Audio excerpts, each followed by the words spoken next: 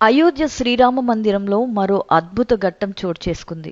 కర్ణాటకకు చెందిన ఒక అజ్ఞాత భక్తుడు విరాళంగా ఇచ్చిన కోట్లాది రూపాయల విలువైన బంగారు రామ విగ్రహం ఇటీవల అయోధ్యకు చేరుకుంది.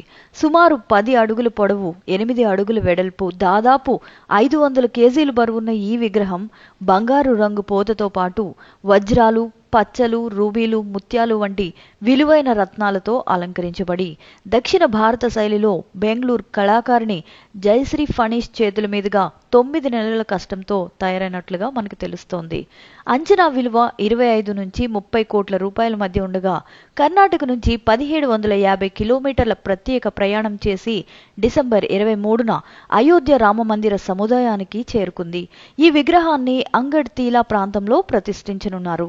రామ్లల్లా ప్రాణ ప్రతిష్ఠ 2వ వార్షికోత్సవం సందర్భంగా దీన్ని ఆవిష్కరించే అవకాశం ఉంది. విరాళదాత గుర్తింపు అయితే ఇంకా బయటపడలేదు, కానీ ఈ అద్భుత విగ్రహం లక్షలాది భక్తులకు కొత్త ఆకర్షణగా నిలుస్తుంది అనడంలో సందేహం లేదు.